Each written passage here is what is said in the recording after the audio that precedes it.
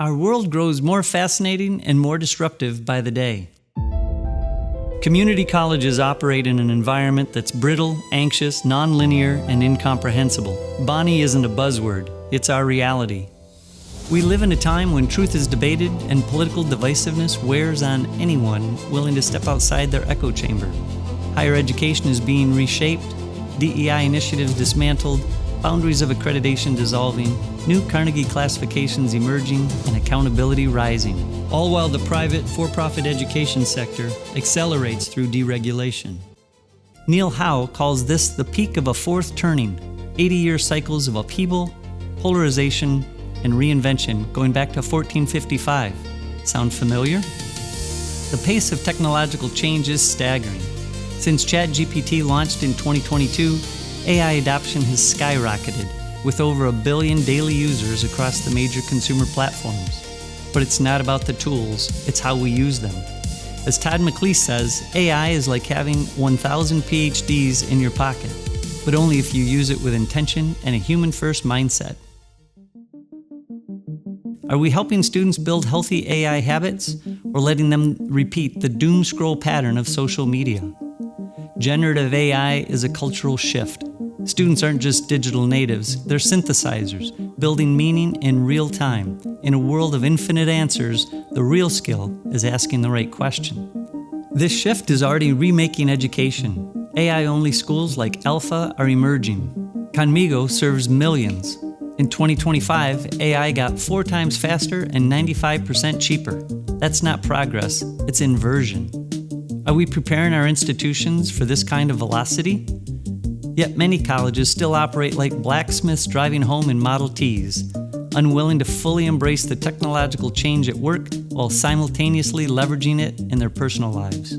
AirPods can now translate languages instantly. ChatGPT communicates in over 100.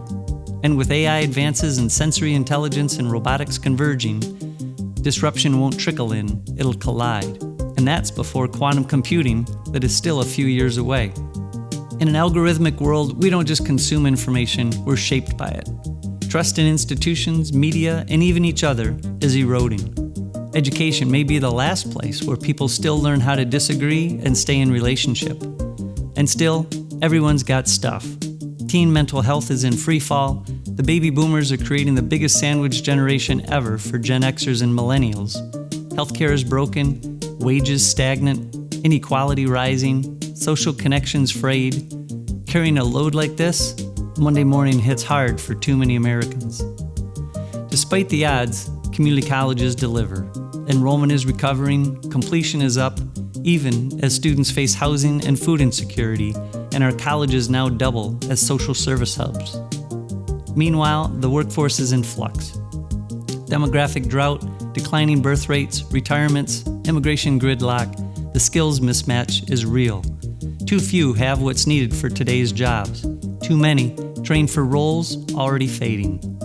Between now and 2032, 18 million educated workers will retire.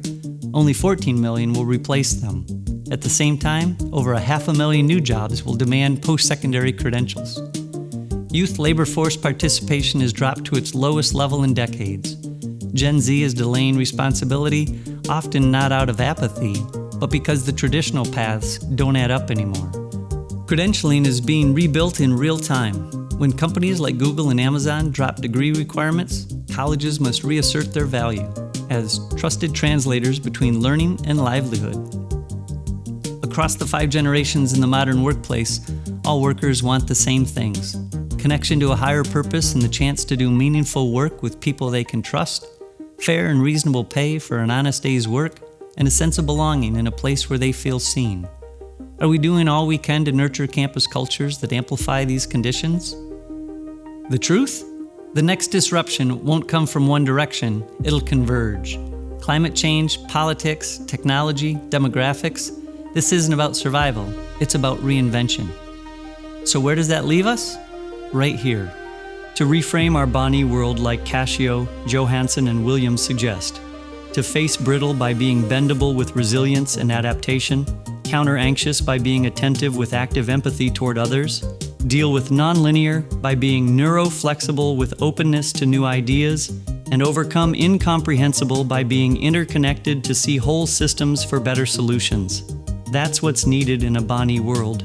Because when you're bendable, attentive, neuroflexible, and interconnected, you thrive.